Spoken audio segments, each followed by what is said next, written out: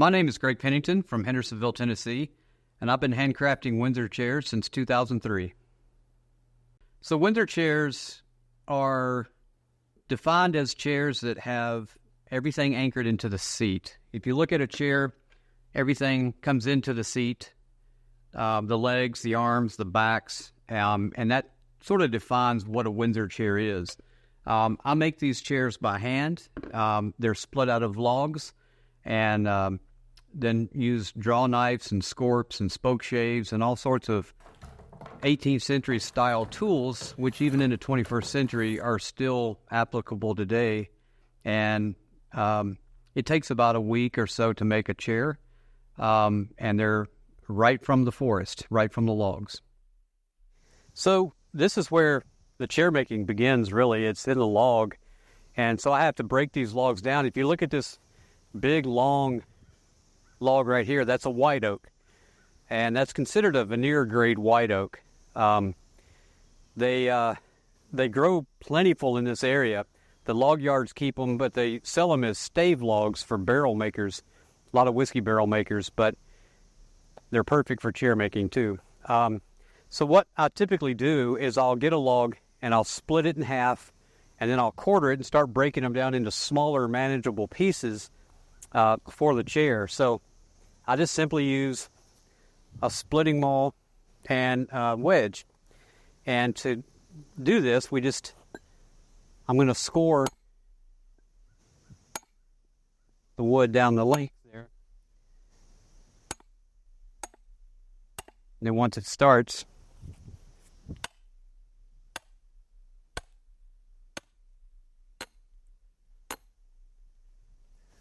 takes a couple of wedges sometimes.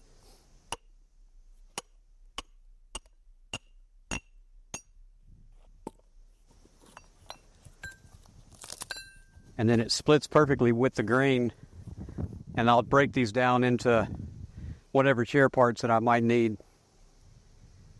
I got into woodworking when I bought my first house. I put up some crown molding and bought a chop saw and did like most people do. They go in buying power tools and things and kind of going into it from that standpoint, watching Norm Abram on PBS and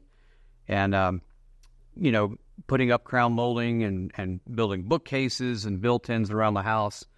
And so my love for woodworking really grew from that. And one day, a friend of mine wanted a set of Windsor chairs. And I said, "What's a Windsor chair?"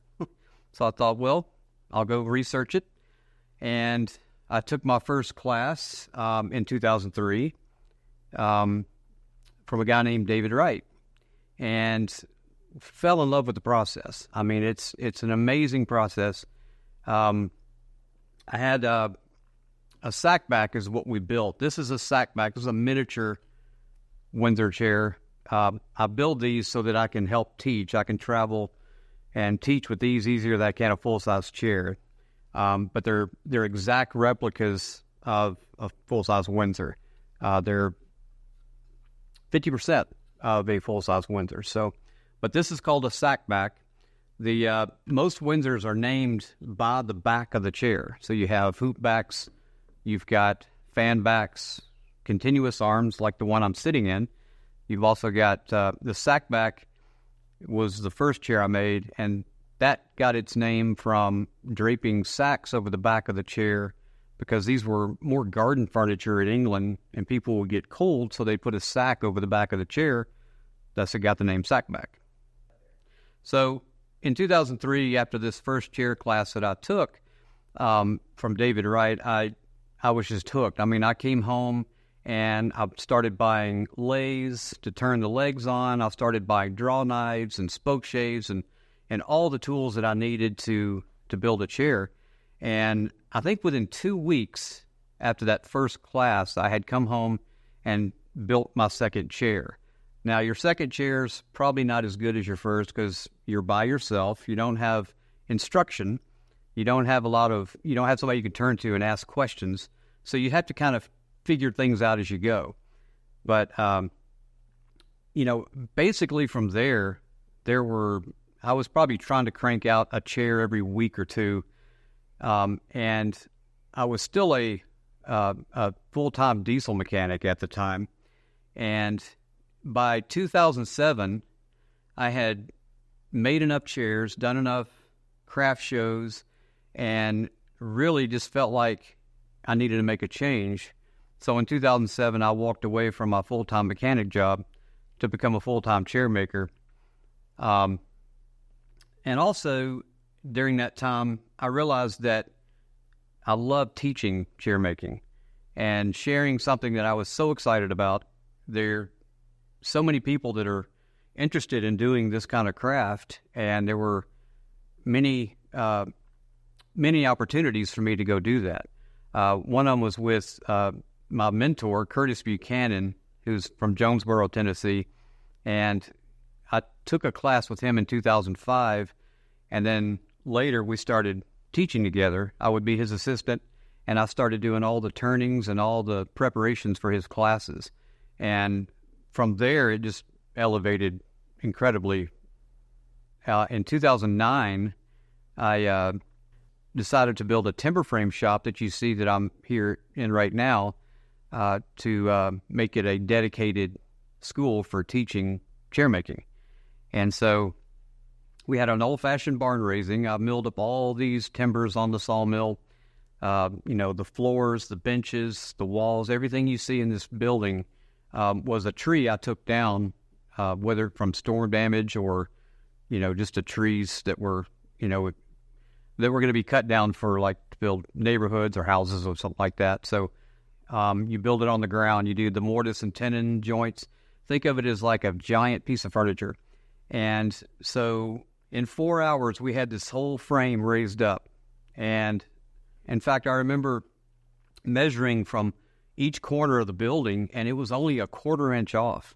I mean, some of my chairs are off more than that. So I was pleasantly surprised how well it went. Just being out here is so inspiring. It's a very wood, conducive place to work. I mean, you're surrounded by wood. And by 2010, I was up and running my own classes here in this building. So ever since then, it's just gotten more and more popular. It seems every year I have usually one class a month, and I have 4 to 6 students in those classes, and literally build something from a tree, not from wood you get at a big box store or whatever. I mean, this is going back to the roots, literally. I mean, so teaching has allowed me to pass this knowledge down from making chairs that, we have 300 years of history we can look back on. And, it's amazing that we can take that and learn from what they did, 250, 300 years ago, and then pass it down to the next generation. It's how the country was created, back in the colonial times. And, you didn't have Amazon. You just had to make things yourself. If you needed a pitchfork, you had to, forge the tines and, make the handles, and you used draw knives and spoke shaves and shave horses, all these different things that people just don't even know what those are anymore. So it's pretty cool to teach and be able to give people the skill set that they can, transfer into other things other than just chairs. It's such a wonderful way for me to learn, because I'm bouncing ideas off of other students who are all professionals in their field, whether they're a doctor, a lawyer, or whatever, but they always have good ideas. And so the teaching allows me to be a better chairmaker instead of just working in a vacuum and never having any feedback at all. So working with hand tools is got to be one of the things that keeps me coming to this shop every day. I could sit at a shave horse and make spindles all, every day of my life and be happy. The tools that I use are, basically spoke shaves, travishers, which is a curved spoke shave, scorps, which is a curved draw knife, essentially. And then, of course, the draw knife is probably my favorite tool. And these tools work great in the 21st century, even today. There's nothing that'll follow grain and follow the wood fibers like a draw knife. And basically, without hand tools, I don't even know how you would make one of these chairs. I don't think it would be possible. I have a lot of hand tools in this shop, and I rely heavily on those for making these chairs. And if you look over here, we have, some scorps, spoke shaves, a draw knife, more spoke shaves, and every tool has a particular thing that it does really well. And of course, learning how to sharpen the tools helps too. And I do have hand planes like you'd see in a regular cabinet shop or something. These are Lee Nelson brand. They're really nice. Mallets. We have a drawer here full of carving chisels to carve the volutes and the knuckles on chairs. And every drawer has, some sort of particular style tool in it. Got chisels for cutting dovetails, files for fine detail work. And then we got the auger bits, which go into a bit brace, which is this little guy here. And that's what you would use to drill the holes and stuff into the chairs. And my hand tools are my bread and butter, and I can't imagine not having them. So the tools that we use are also the tools that they used 250, 300 years ago. They knew how to follow grain. They knew all the technology behind what makes a strong chair. And it's something that most people ignore. It's that inherent strength of a tree. There's a reason a tree can stand up in the woods, because it follows its own grain. And that's essentially what you're doing when you're making, a handcrafted Windsor with these tools, is you're following the grain for that inherent strength of the tree, which transfers into the chair. So it's an amazing method. Woodworking to me is something that it touches all your senses. It has it's the smells of the white oak, the ribbons coming off the turnings on the maple, the sweet pine smell when you're carving a seat. There's just so many amazing things that draw me into woodworking. And for years I did a lot of I call it square makers, and I became a chair maker. But the square making, building cabinets, I've done sets of kitchen cabinets, I've done built-ins and all of this, and I still love that process. But something about the Windsor chair drew me in and hooked me. I guess it's the curves, it's the that human anatomy feel about it. It's the only piece of furniture that you sit on. It has to be light enough to move. It's an amazing feat. I always joke and tell people it takes about 300 pounds of wood to make an 8-pound chair, to hold a human. I mean, it's just an amazing thing.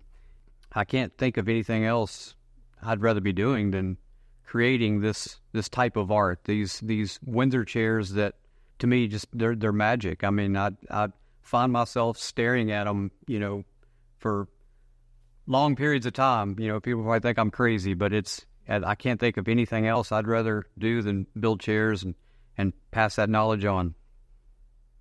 So, a good handmade Windsor is so much different than a factory-made chair. Factory chairs are, big and clunky, and they ignore the grain because they're usually sawn out. They're just not as flexible. They don't flex with you. This little sack back here is a good example of how light, and this is just like a silhouette from across the room. It's their delicacy that gives them the strength. It's their ability to flex, with the human anatomy to be able to make them comfortable, but also for them to last for hundreds of years. I doubt any factory chair would last hundreds of years. I'd be really surprised. The biggest challenge to making Windsor chairs is probably sourcing the material and knowing which type of tree is for making the chair. There's a lot of different areas of the country that don't have any good trees for making chairs. And I get students from all over the world, so I have to try to figure out what they can make chairs from where they're going back to. That's probably the biggest challenge. It's it can be hard to just go buy a log. You know, there's not that many people that want to sell people one log. So luckily I have a place up in Kentucky that I go to source my logs. It's a father and son team, and they are fantastic. And I have picked up consistently logs since 2003 at this log yard.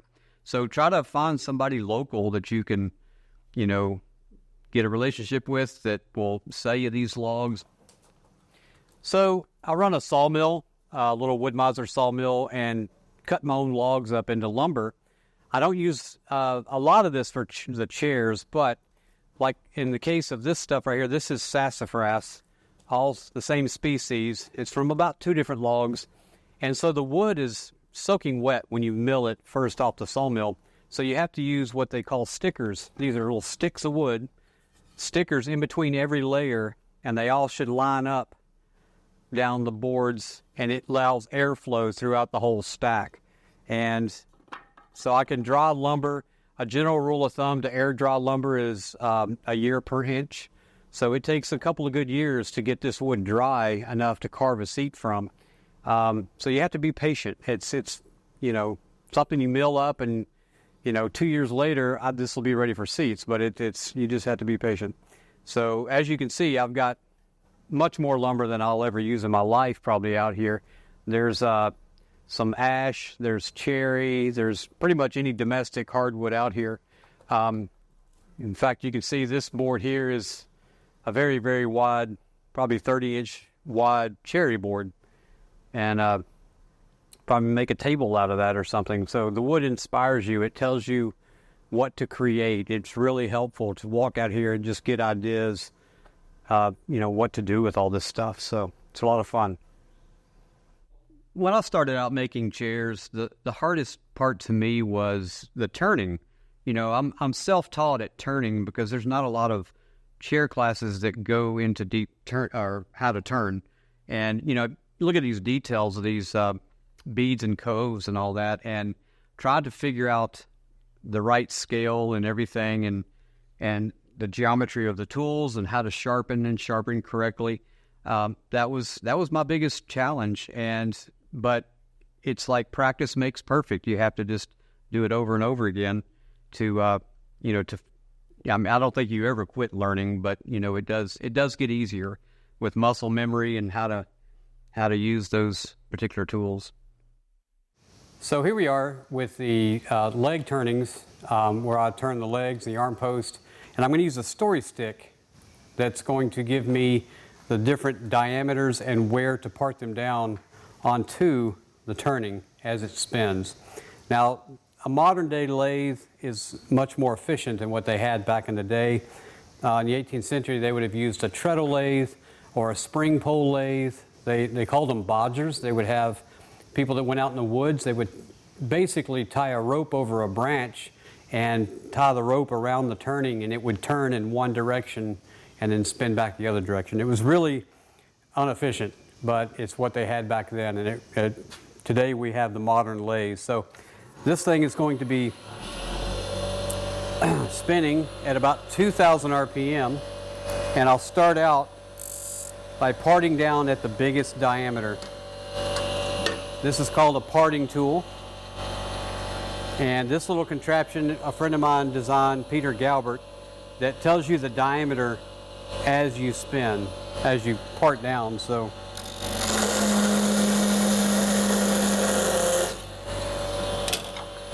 then we have a parting tool or a divider to make the mark. And this is a 3/4 gouge, and this is going to do most of the shaping on this turning.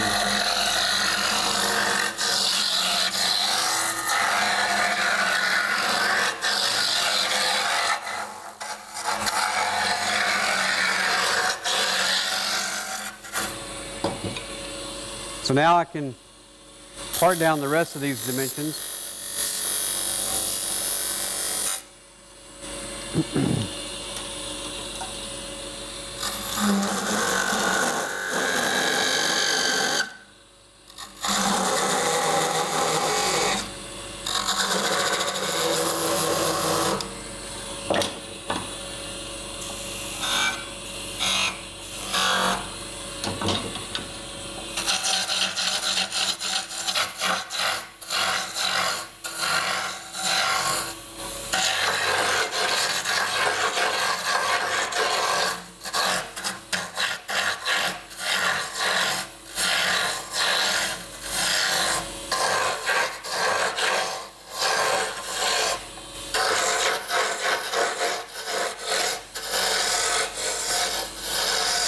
And this becomes the 6-degree tapered tenon, and this would be the bottom of the leg down here.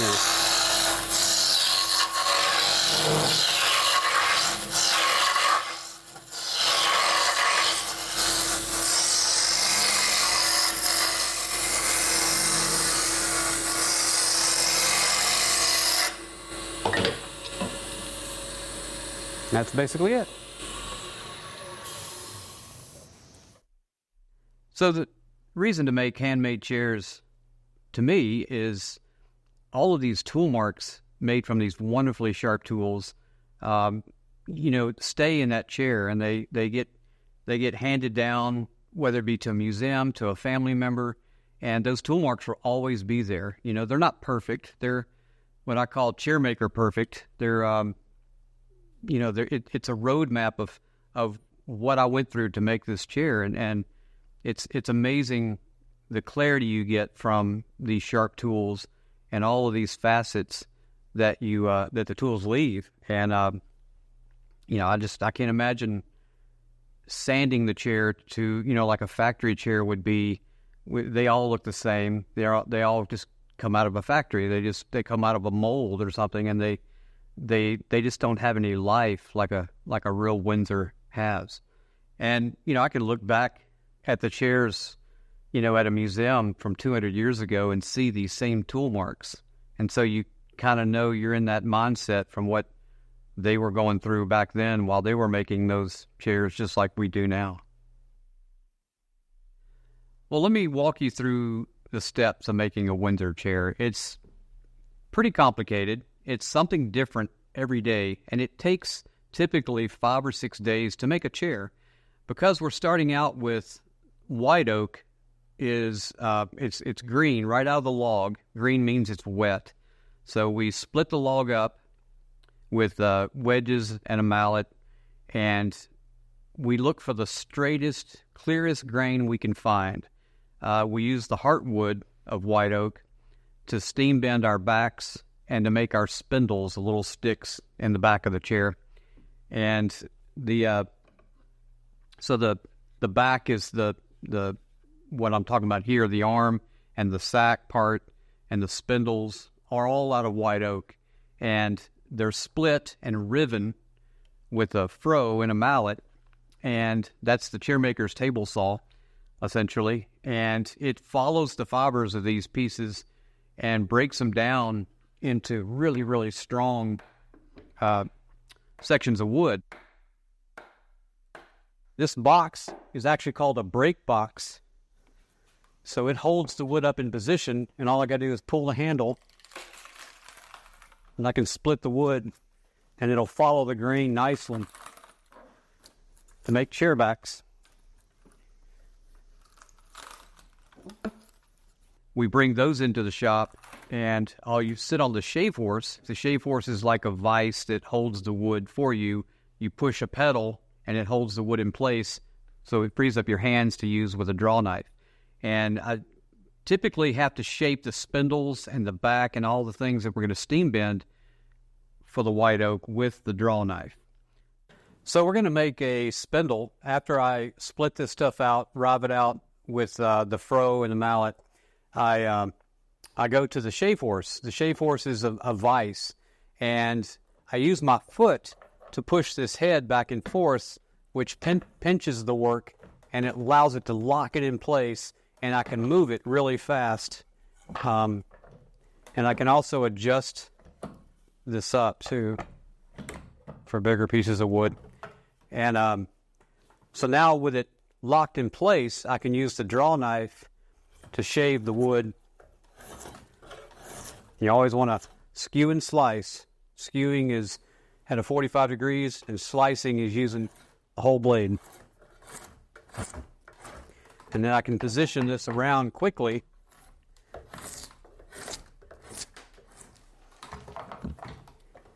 And I'm able to take big chunks of wood off quickly, where I can shave nice, fine little shavings.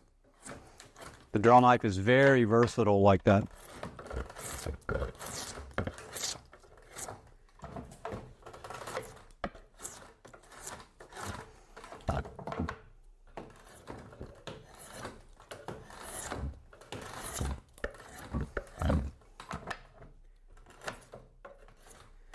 So basically that's the beginnings of a spindle like you would have in the back of a chair. This is all day one, and you want to get everything made on the first day that's wet like this so that you have 3 or 4 days to dry this stuff in a little, what I have a light bulb kiln to dry these parts in. So your spindles, your back, steam bend the back, and steam bending is a method of heating up the lignin in the wood. Think of lignin as glue that holds the tree together. And when you heat it up, heat is what bends the wood, not the water, but the heat will soften the lignin, and then it becomes pliable, and you can bend it around a form and then let it dry on that form, and it will retain that shape. So what I have here is the arm for a continuous arm chair, and this one's already been bent and dried. So I've got the steamer here that's hooked up to a wallpaper steamer into a pipe into a plywood box. And this arm would be straight, and you put it in here for about an hour, and it comes out hot. And then we're going to go over here, and we put it around the form in this manner. So I don't have one here to bend to show you, but you would basically bend this thing around and then fold it down. And you can see this one's already been on the form for a while too, so it has kept its shape quite nicely. It's just a fantastic way to get curved pieces, and yet the grain is still flowing straight through those pieces. So after steam bending and making spindles, we focus on the seat. The seat material, you want that to be made from something soft, easy to carve, and typically, historically, white pine or basswood or even poplar, which is our state tree here in Tennessee. Those are great choices to use for carving seats. And we drill all the angles for our legs and for the back in the seat. And then after that, I start carving the seat into the organic shape, to fit human anatomy. Well, what we have here is a Windsor chair seat made of white pine. We're going to drill and ream the seat, and then we're going to start carving it. So I've already drilled the holes for the legs in the seat, and this is the back of the chair where the spindles are going to go, and then this is the front edge of the seat here. So the first thing that we do is I'm going to use what they call a scorp. A scorp is sort of like a draw knife just bent into a curve, and it allows me to saddle this chair quickly, in this white pine. So basically, you can use it to start removing the wood from what I call the bowl of the seat right here.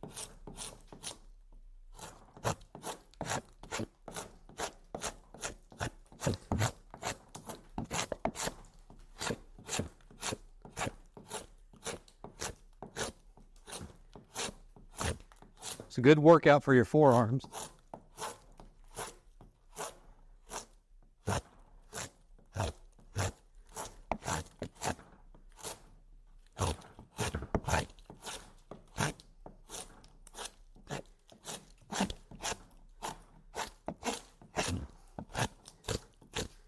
So that's basically the scorp.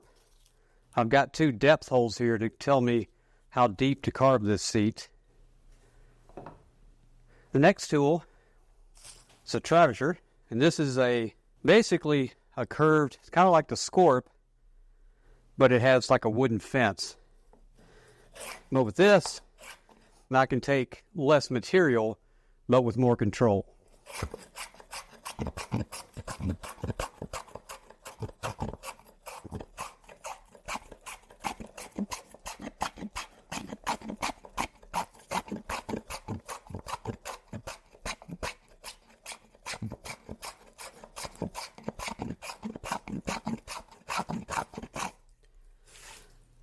Now, another form of a travisher is this one made by Clare It's made out of ringigi out of Australia, and it takes even finer detail. It takes wider cuts.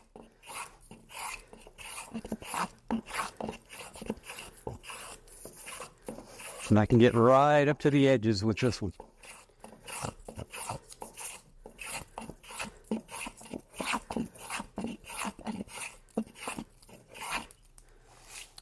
Now, on the front of the seat, you have options. You can use the scorp again.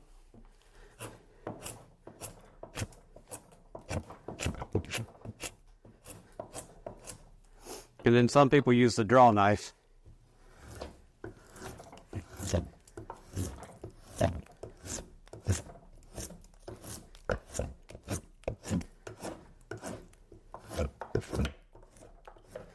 So this is just part of the process, but usually this takes anywhere from, an hour and a half, a couple hours to completely carve the seat. So let me show you now what a finished seat looks like. This is a sackback chair, and you can see after several hours of work, we've got the seat all to shape. And the only flat part of this seat is this gutter area, the spindle deck back here where all the spindles go into. Everything else is carved into a more organic shape. The seat is one place that I really like to refine it. It's such a big, broad area. I don't think it looks as well with a whole lot of tool marks. So they had every bit of ability to refine those back in the day. So we can do that now.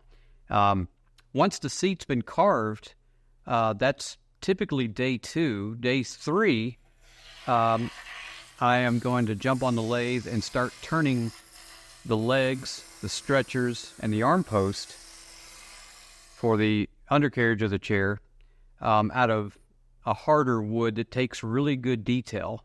So sugar maple is typically the answer for that. That's what most were made from. You could use hickory, you could use ash. There's multiple woods that you could use. But, even, back in the 18th century, it was a pretty regional craft. People built chairs from what they could get locally because, they couldn't drive across the country with logs, so they would just get whatever was available.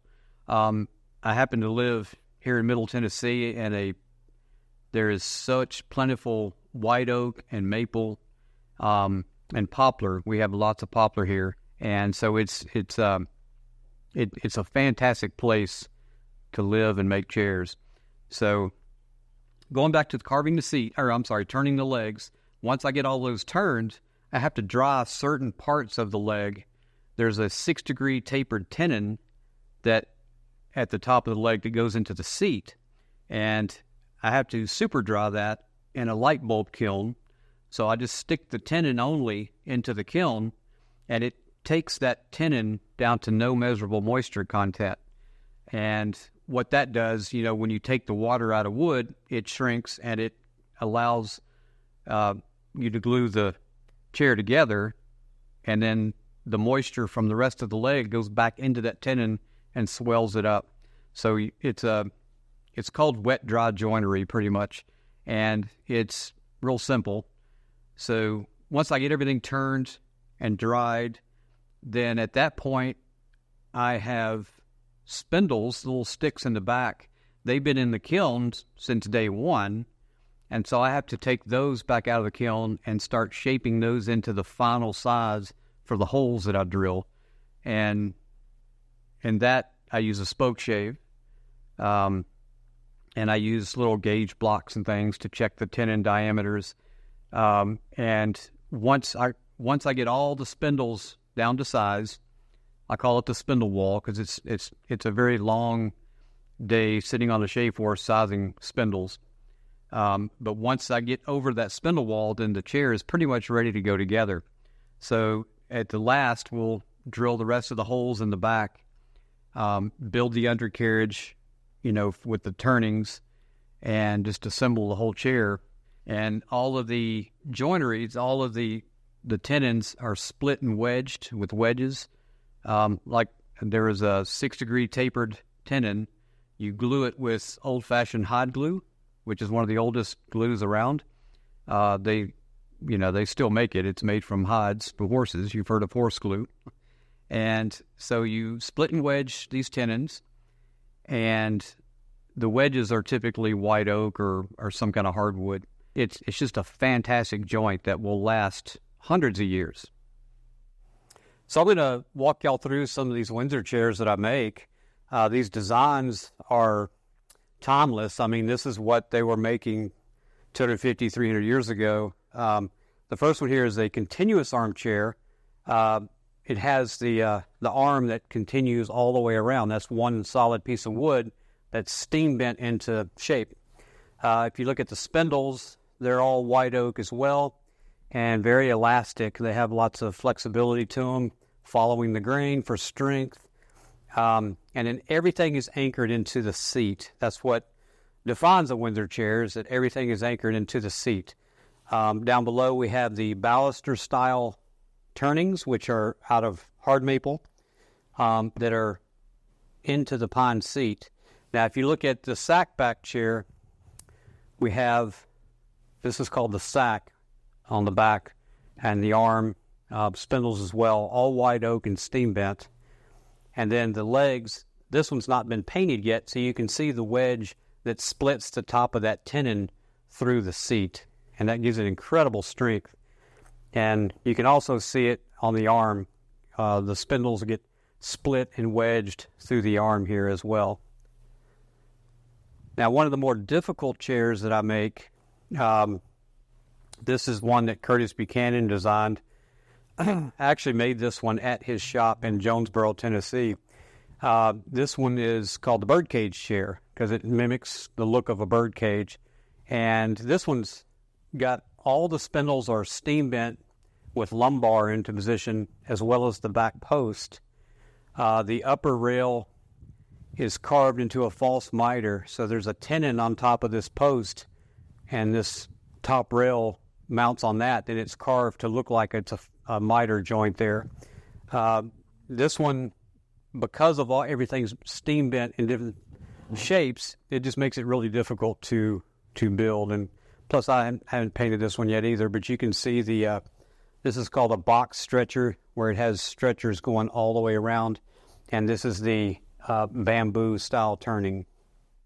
So on the birdcage chair, we have these stretchers that go between the legs, these sticks here, and they we call this a box stretcher because they go make a box around the chair. The other style of stretchers is the H pattern stretchers like you see here on the sack back. It takes about 4 days to paint a chair. That's like one coat a day. I just don't get in a hurry. And I use basically 2 different kinds of paint. There's the Real Milk Paint Company, and then there's the old-fashioned Milk Paint Company. The Real Milk Paint Company is in Hohenwald, Tennessee, which is where my mother grew up, actually. We called it Hole in the Wall. But milk paint was made back in the day, from milk proteins, and I think, out of lime, and there were different ingredients in the milk paint. And they use a lot of different pigments. It's a powder you mix with warm water. And I like to mix it thinner than the packaging tells you to. They tell you to mix it 50-50 with water and powder. I like to use 2 parts water to 1 part powder typically because it flows on better. And these chairs are wood, and that paint is really translucent, so you can see through the paint. It almost looks like a stain, and so you still know that even though the chair's painted, I don't want that to scare you, because painted chairs, when you can see that grain through the paint, looks fantastic, and you know that chair is wood. It doesn't look like latex house paint or something like that. There's a wonderful method of layering different colors of paint on the chair. So you could paint the chair, say, like a barn red, and then follow that up with black, and then you rub down through the finish to give it that old look.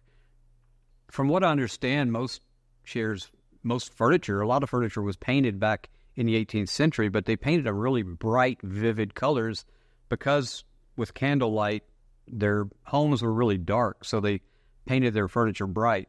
But we see these 250, 300 years later, and they look really dark, from the oils turning dark over the years. So we think of them as that's the way they looked. But so we tend to recreate our chairs with blacks and browns and things of that nature to mimic what they would have looked like in our mind from back in the day.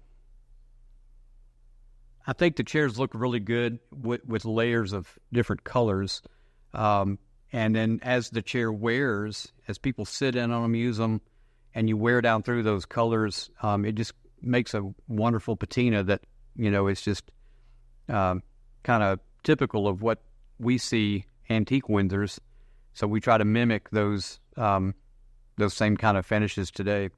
But also I do solid colors as well. There's multiple ways of finishing these chairs. There's any color you can imagine that the milk paint companies create. So, we can finish them with shellacs. We can finish them with oils. Oils tend to darken over time. So if you don't want to finish to darken, just use shellac. Shellac stays pretty clear, like a blonde shellac. There's, you could paint textures and patterns on your chairs. You can leave them natural. I've got one particular chair I like to do is out of sassafras. I carve the seat out of a figured piece of sassafras and then leave the seat natural, but paint the rest of the chair. And it's sort of a contemporary look, but it's very, very unique, I think. Other than just chair making, I love my first passion was mechanics, being a diesel mechanic.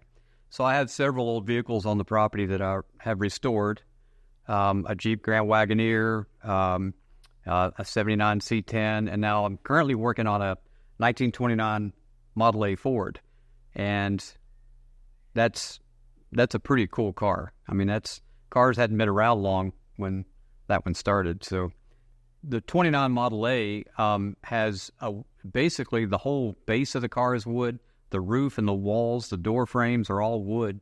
So it's my two favorite passions, mechanic and woodworking, coming together. So here's my Model A. It's a 1929 four-door, and it has wood all around the frame inside this thing. So if you take a peek in here, I've already removed all of the old wood that was rotted out of the roof, and you can see it in the frames and the doors. And the new wood system I've been working on will go replace the roof, and then it actually has a vinyl roof that goes over that. And so, yeah, this was I'm bringing her back to life. This was a barn find in Chicago. It's the original color too, so it's kind of nice to have one so original. I've got the original engine. The frame is standing up there on the wall over there, which is metal. But I've got 100% of this car. It's just going to take a little bit of work to get her done.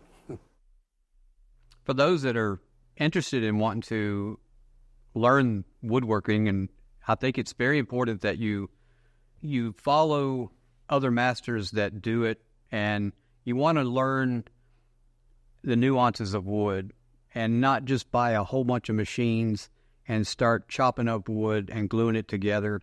It's very important to, I think, introduce hand tools early. And I think if I was starting out again, I would definitely start out with hand tools, because that's how you learn grain, direction, and you can learn so much from the wood. You listen to the wood, and you get feedback from what the wood tells you through those hand tools. And when you have machines between you and those, between you and the wood, it's such a disconnect, and you lose so much there. Chairs, to me, are something that you would pass down to generation after generation, and it's amazing to me that, once you've made a chair of this nature, you kind of look at everything else in your life, and you want everything else in your life to have that quality. And it's a shame that we've kind of lost that. We've kind of gotten away from that longevity, and we have these, we live in a throwaway society, and I don't look at my chairs in that manner, and I think that they have a purpose even 100, 200 years from now, and it would be amazing if we could do more of that. Think of things being built to last forever.